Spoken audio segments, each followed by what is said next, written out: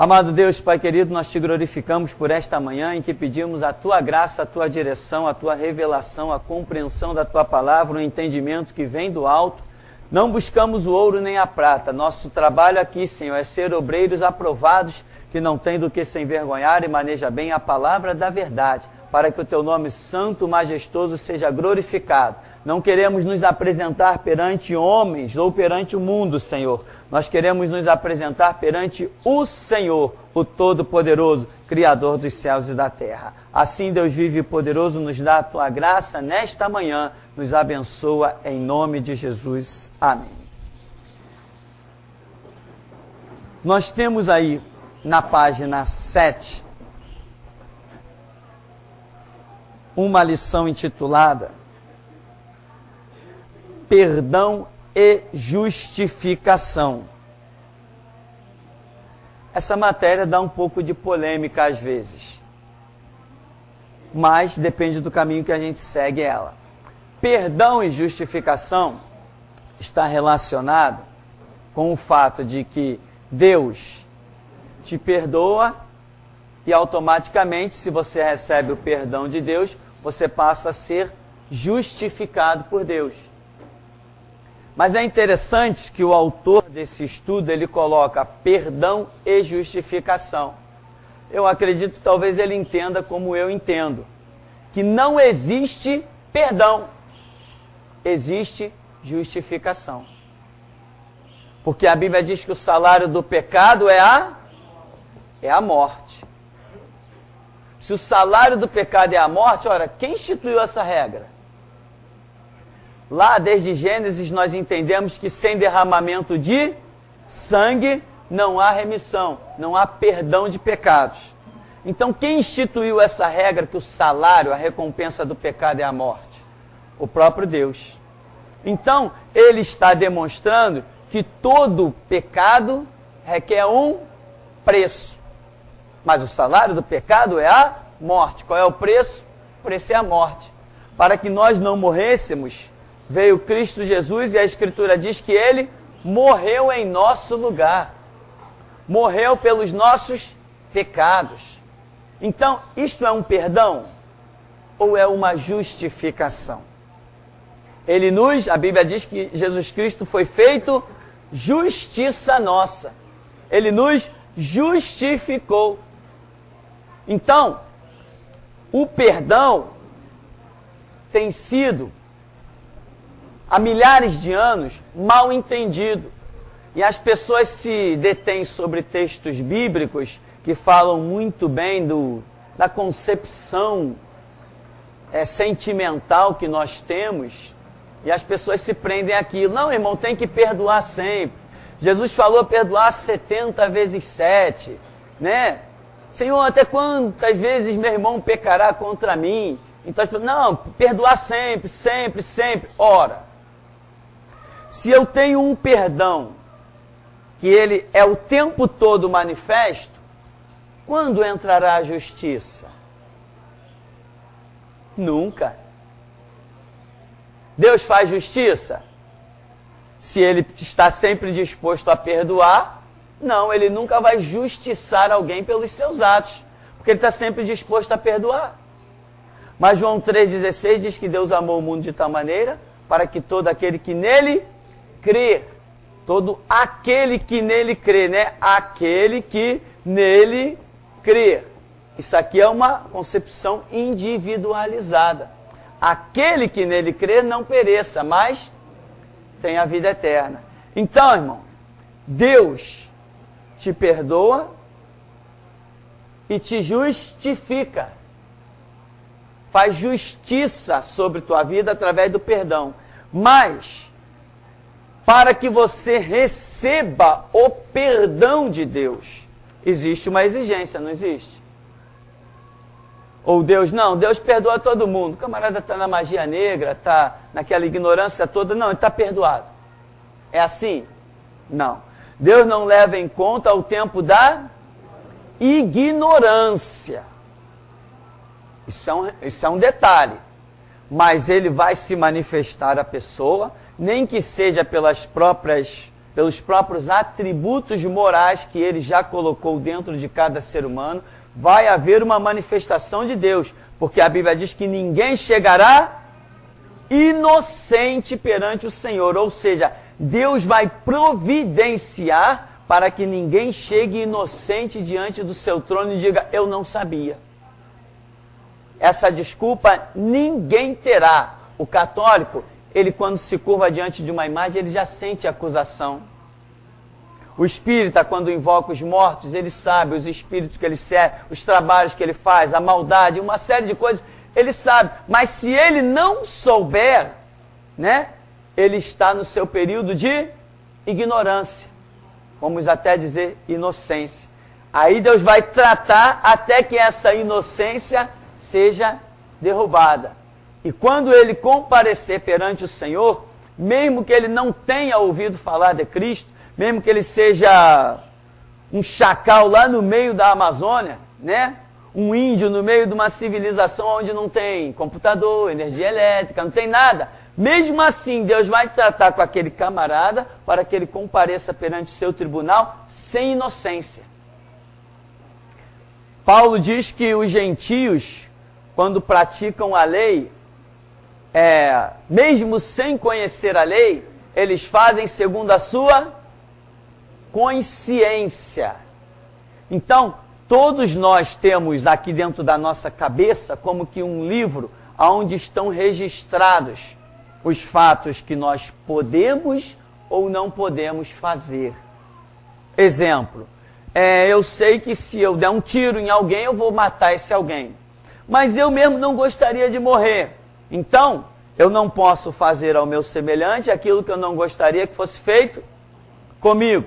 Então, se eu faço com alguém o que eu não gostaria que fosse feito comigo ou por mim, então eu automaticamente já estou perdendo a minha inocência e a minha ignorância. Quando eu comparecer perante o tribunal de Cristo para ser julgado por essas coisas, eu comparecerei sem inocência.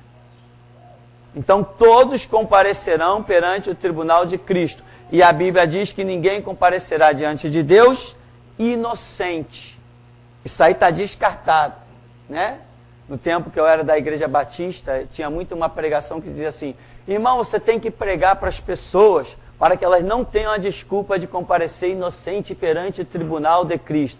É verdade que temos que pregar, mas seja como for, ninguém comparecerá inocente.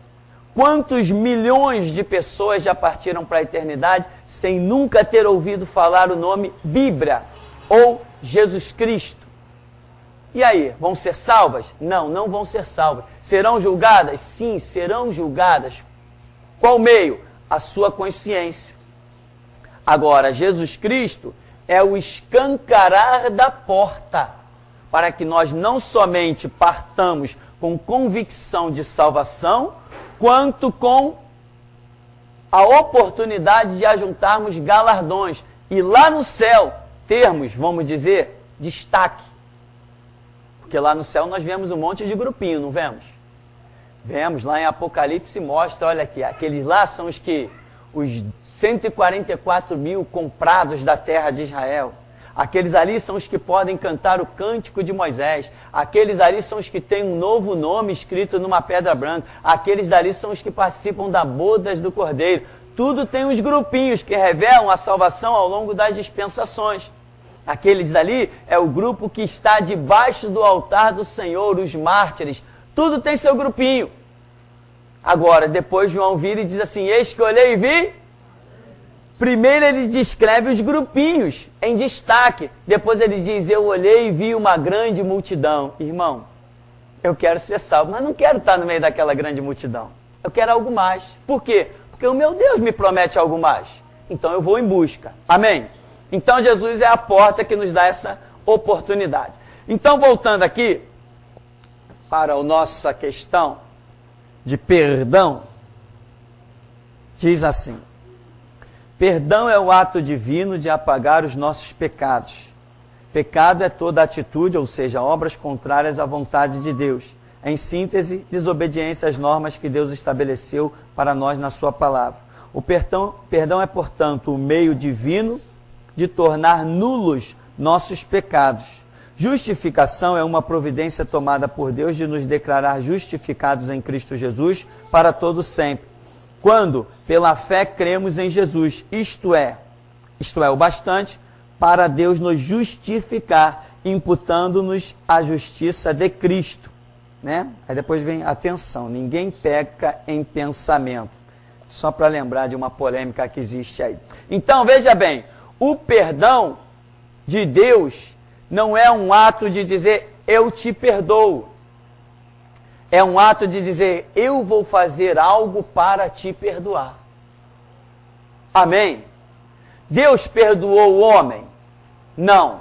Deus fez alguma coisa para daí então poder perdoar o homem. Não é isso? O que Deus fez para poder perdoar o homem? Enviou Jesus Cristo como sacrifício pelos pecados da humanidade. Então Deus perdoou o homem, isso tem que ficar claro, irmão.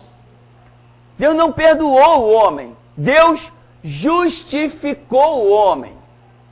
Deus não disse, eu amo tanto aquele camarada, olha lá, ele é tão bonitinho, tadinho dele, vai queimar eternamente nas chamas do inferno. Eu vou perdoar ele, ele vai vir morar no céu. Foi isso que Jesus fez? Foi isso que Deus fez? Não. Deus providenciou um meio pelo qual pudesse salvar o homem. Aí ele olhou assim, alguém tem que se sacrificar, porque sem derramamento de sangue não há remissão de pecado. Mas como que um impuro vai ser oferecido por outro impuro? Como que eu vou fazer? Vou fazer o seguinte, meu filho vai se transformar em um homem comum, viver sobre a terra, andar sem pecado, para que eu possa ter uma oferta imaculada para oferecer pelos pecados da humanidade. Aí o filho se apresentou e disse ao pai, eis-me aqui, Senhor.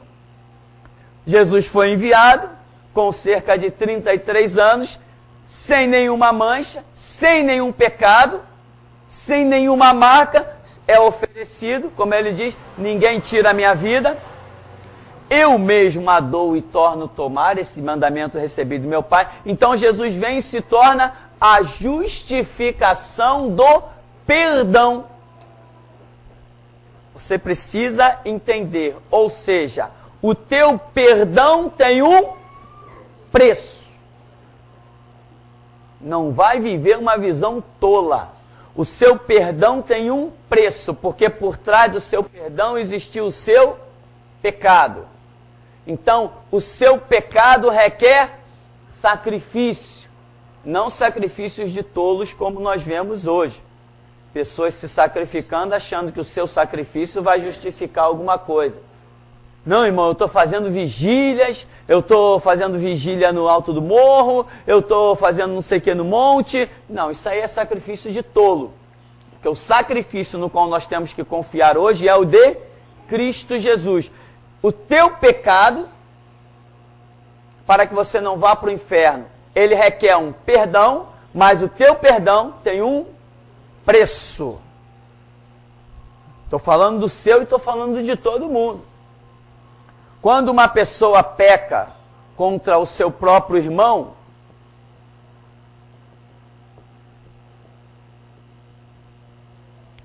ela pecou também contra o seu Deus. Você sabia que quem peca contra o seu próximo peca contra Deus? João diz assim, como é que nós podemos dizer que amamos a Deus, né? A quem não vemos, se odiamos ao nosso irmão, a quem vemos? Aí João está dizendo assim, bom, isso aí não entra na minha cabeça, é uma atitude doida. É o que João estaria colocando. Eu quero frisar só nessa etapa, meu irmão, que o seu perdão tem um preço. E todos nós, quando pecamos, temos um preço a requerer, que é o sangue de Cristo. Mas o sangue de Cristo, ele não é derramado toda hora pelos teus pecados. Chega uma hora que você não pode mais viver num sobe e desce. O crescimento espiritual exige de você uma postura de ficar de pé e não cair. Você não pode, meu irmão, está caminhando bem, daqui a pouco Deus te coloca à frente de uma obra, te coloca como referencial, te coloca em destaque, te acrescenta sei lá o que para você fazer a obra, faz da tua vida um referencial para o mundo. Aí quando você está lá em cima, você cai num adultériozinho aqui embaixo, coisa de criança, coisa de menino. Aí, cadê o pastor Jim Swaggart? Caiu num adultério com prostituição, meu Deus. Né? Cadê o pastor, embora eu não considerasse pastor, Renato Sweat? O que houve? Não, se envolveu com prostituição. Toma vergonha na cara, meu amigo. Camarada, depois de chegar lá em cima, comete erro que as crianças estão cometendo aqui embaixo, adultério, prostituição. Não cabe mais, meu irmão. Não cabe mais. Sabe o que vai acontecer? Vai ser riscado e o ministério nunca mais será o que deveria ser. Maria, o anjo Gabriel aparece e diz o quê? Olha, salve a agraciada do Senhor, terás um filho. Como vai ser isso? Eu sou virgem, não conheço homem algum. Não, vai ser assim, assim, assim, assim, assim, assim. Pronto. Aí vem Zacarias, o mesmo anjo, Gabriel. Olha, tua mulher vai ter um filho. Não, mas como vai ser isso? Eu já sou velho. Tu não está crendo no que eu estou dizendo não? Tu vai ficar mudo. Ué, qual a diferença de Zacarias para Maria? Tem diferença? Então o critério de Deus é diferente. Quer pecar, irmão? Peca agora. Talvez haja retorno, mas caminha mais um pouquinho e pisa na bola que você vai ver. Então não confunda esse perdão que está à sua disposição.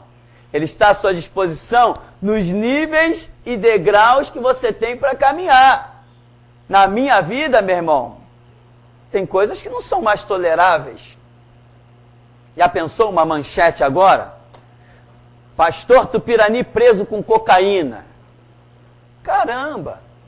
O que resta mais? Agora, se fosse há 20 anos atrás, Tupirani, membro da Igreja Batista Tradicional, preso com cocaína. Ninguém está nem aí. Agora que a minha voz chegou aos 4 cantos da terra, como é que fica? Agora, se eu estou firme, tudo que fizerem contra mim vai ser revertido em glorificação ao nome do Senhor. Mas se eu vacilar, vai ser revestido em vergonha ao nome do Senhor e ao povo de Deus. Então, a sua caminhada vai exigir firmeza e vai chegar uma hora em que esse perdão que no começo te foi oferecido, não vai existir mais, irmão. Ele não está a vida toda à sua disposição. A Escritura diz que os que uma vez foram iluminados, provaram o dom celestial, as virtudes do século vindouro, e recaíram, impossível que sejam recobrados novamente para o arrependimento. Não tem mais espaço de queda na minha vida. A minha palavra tem que ser agora sim, sim, não, não. Eu já caminhei bastante, eu já cresci bastante. Por isso, a oração, para nós sabermos o centro da vontade de Deus, a direção que Deus tem para as nossas vidas. Já temos maturidade para isso. O que é certo e o que é errado? Sem debate, sem discussão. Mateus 6,6. Lá eu vou saber o que é certo e o que é errado. Lá não tem mentira, lá só tem verdade. Lá não tem talvez. Lá em Mateus 6,6 eu tenho todas as respostas. Jeremias 33,3. Clama a mim, eu vou te dar a resposta de coisas que você não sabe. Então, meu irmão, cuidado com essa ideologia de perdão, em que muitas vezes você vai ouvir nesse ministério que pessoas estão cortadas, estão fora, aqui não pisa mais porque eu não deixo, está proibido. Isso aqui não é igreja de vai e volta, isso aqui não é oba-oba, isso aqui não é palhaçada, eu não sou palhaço. O ministério aqui tem o prumo do sangue de Cristo, aqui tem realmente vara de correção. Aqui saiu, se Deus mostrar, tá fora, se voltar eu vou convidar gentilmente, irmão, teu lugar não é mais aqui. Tem 1000 igrejas por aí, procura, aqui é assim. Aqui não estamos prezando por número, por quantidade, aqui é um processo de qualidade. Aqui, quando Jesus diz, basta, acabou, Jesus o que faz? Diz que não. Como pessoas já chegaram, vou voltar. Não volta, não. Outros trouxeram um recado, pastor, fulana quer voltar. Eu falei, não, diz para ela não voltar. Que se voltar, eu vou ter que pedir para retirar. Aqui é assim. Mas cadê o perdão? Perdão, meu irmão, eu não tenho autoridade para perdoar ninguém. Não sou eu que perdoo, não sou eu que justifico. Não foi o meu sangue que foi derramado na cruz do Calvário. Eu estou aqui para obedecer. Se ele diz é rua e acabou a história. Aí, que nem um crente, estava ouvindo uma das mensagens, esse pastor é o anticristo. Ele bota as pessoas para fora da igreja. Posso botar para fora da igreja, mas sei muito bem apontar o caminho do reino de Deus. Então, cada um tem que saber que o perdão foi oferecido a você. Agora, fica brincando com Jesus. Não, Jesus, eu vou dar uma caidinha de novo. Jesus, me levanta. Tá. Jesus, eu gostei tanto de cair, posso cair de novo? Cai. Boneco João teimoso, né? Vai e volta. Reino de Deus não é brincadeira. A igreja está aí, essa vergonha que está no mundo. As pessoas sem nenhuma visão espiritual, um leva a rosa, o outro leva o sal, o outro leva a palmilha, o outro leva o azeite, o outro passa dentro do túmulo de Lázaro, o outro empurra as muralhas de Jericó.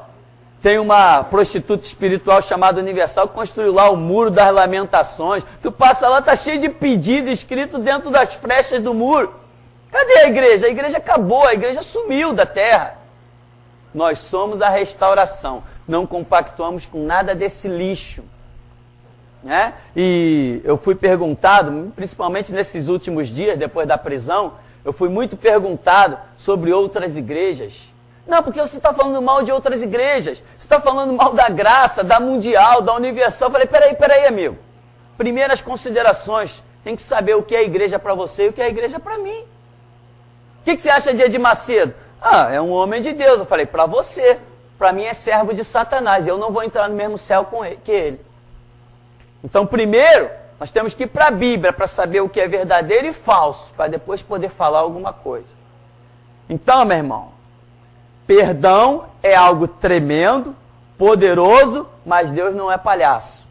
Até quando contenderá o meu espírito com o homem? Não é isso que está escrito em Gênesis capítulo 6? O que Deus decidiu? Mandar o dilúvio. Deus não ficou lá, Noé, prega aí mais um pouco. Não, Noé, eu não posso condenar essa gente toda. Olha quanta gente vai para o inferno, Noé. Não pode, Noé. A terra inteira está corrompida. Eu não posso mandar essa multidão para o inferno. Ou aqueles que ficaram fora da arca foram para o céu. No dilúvio teve alguém salvo? Com exceção dos que entraram na arca? Foram todos condenados. Não foram? Deus teve pena? Deve ter tido. Teve misericórdia? Deve ter tido. Noé pregou quanto tempo? 120 anos. Agora, não houve um momento que foi dado um basta? Acabou a história. Então tem que entender isso, irmão. Na nossa vida existe um perdão, mas não existe uma brincadeira de Deus em perdoar. Como se nós estivéssemos cada hora querendo renovar, né, o sacrifício de Cristo pelos nossos pecados. Toda hora. Não. Então Deus nos perdoa. Como?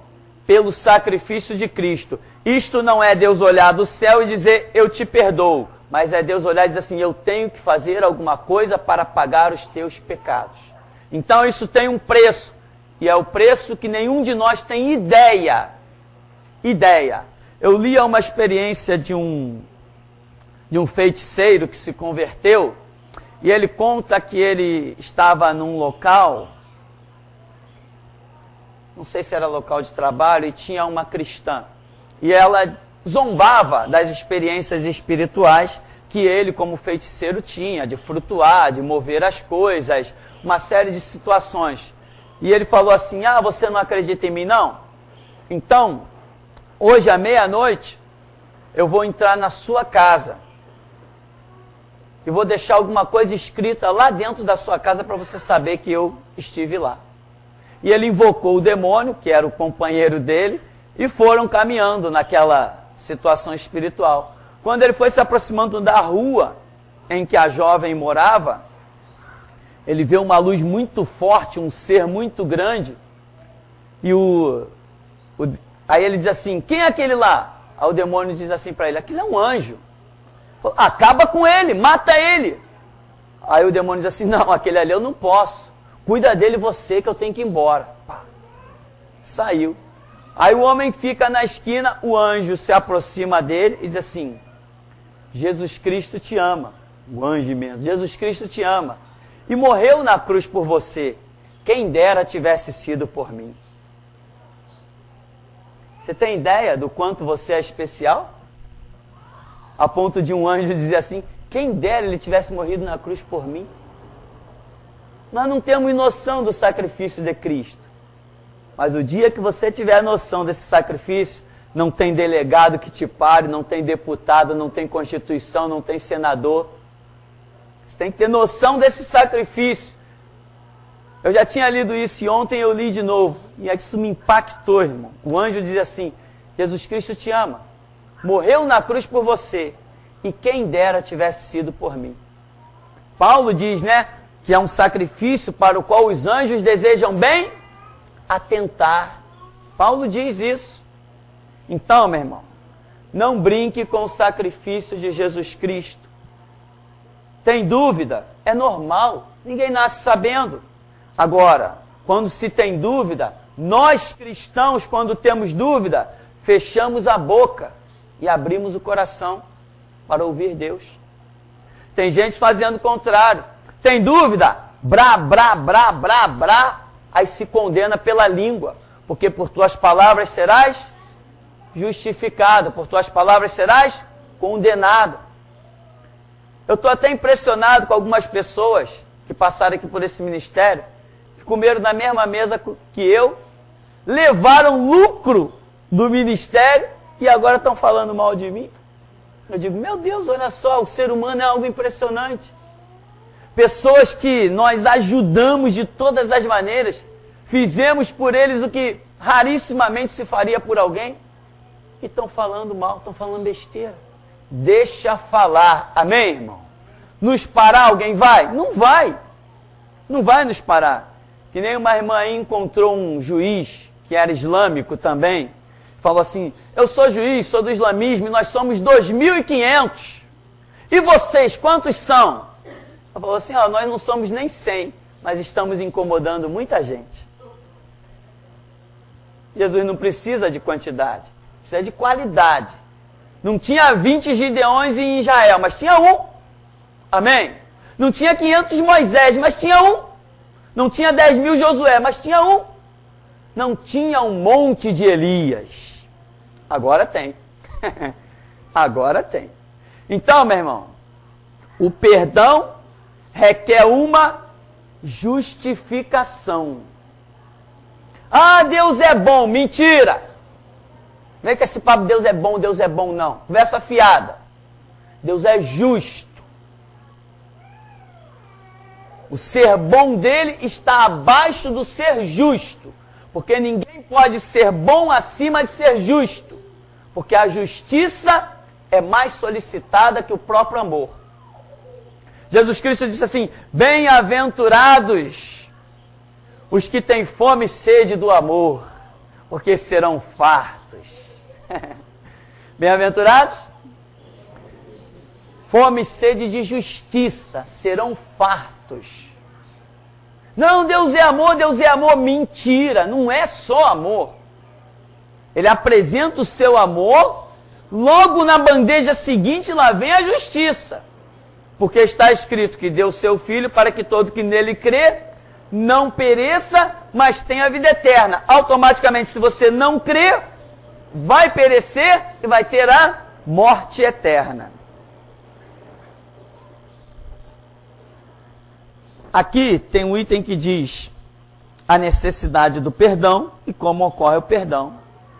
É lógico, a necessidade é imperativa. Se você não alcançar o perdão, acabou, de imediato você não vai a parte alguma.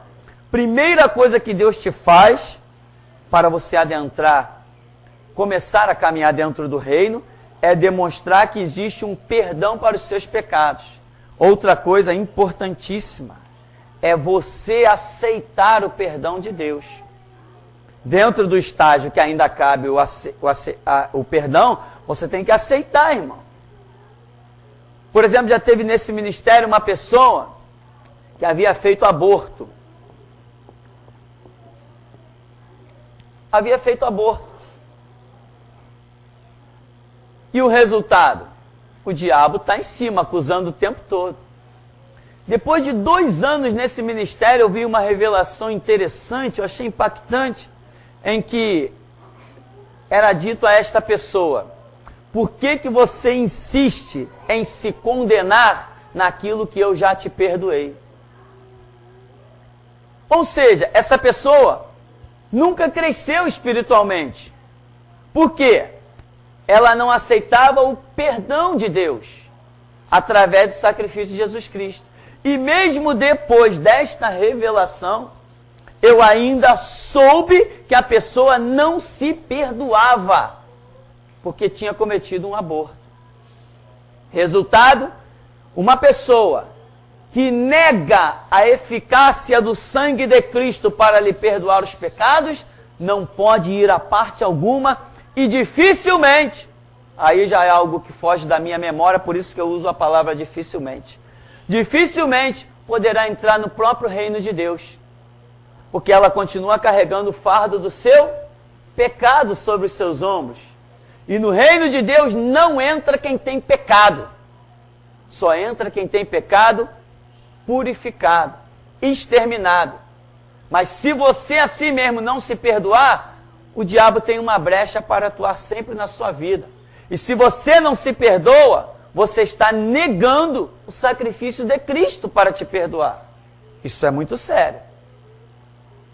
Nessa caminhada, 22 anos de evangelho, eu conheci dentro das igrejas muitas pessoas que não se perdoavam. Vários casos assim de aborto. Outras, tipo mãe de santo.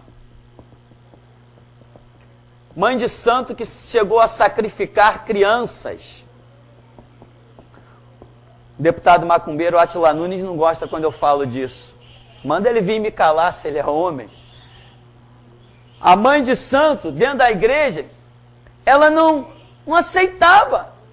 Quando se ouvia as pregações e tudo mais, ela ficava o tempo todo se condenando. Porque tinha sacrificado crianças no tempo da cegueira espiritual, dentro dos terreiros de candomblé. Inclusive, teve o caso de uma dona, que ela sofria manifestações constantes, né, e fazia sacrifícios de animais. E quando sempre que ela despertava, ela achava aquele sangue estranho, e ela dizia para os cambonos, né, ogãs: que sangue é esse? Não, isso aqui é sangue de boi, é sangue de frango, é sangue... Ela achava estranho, mas diziam que era sangue de animal, ela seguia o caminho. Até que um dia o demônio que a está possuindo, aconteceu alguma coisa que o demônio saiu dela no meio do sacrifício, da sessão espírita. Quando ela olhou nas mãos, o que ela tem? Uma criança, sacrificando uma criança. Entende?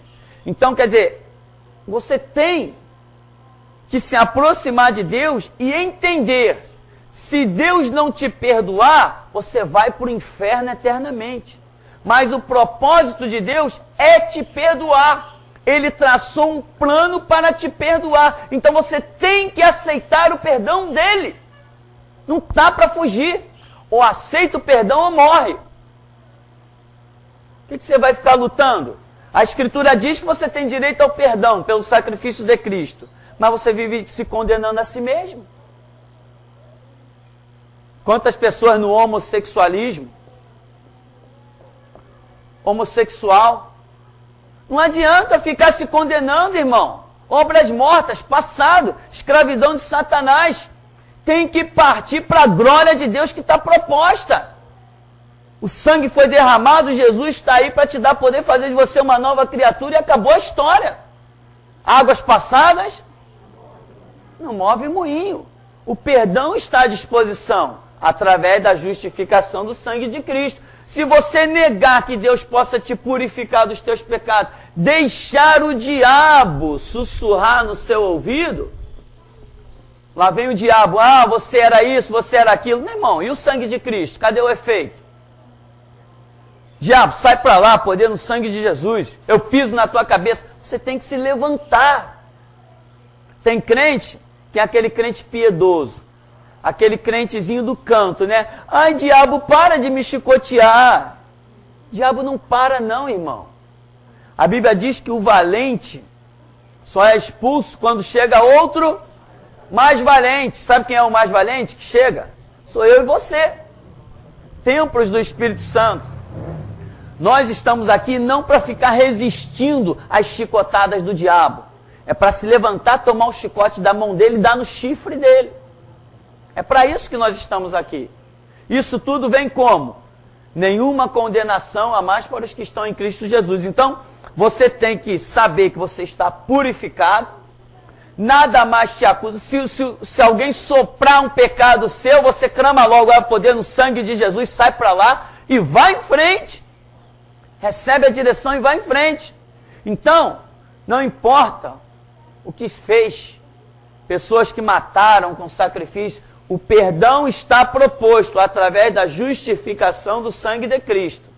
Aceita o perdão, levanta a cabeça, não dê uma de coitadinho, porque no reino de Deus não tem coitadinho.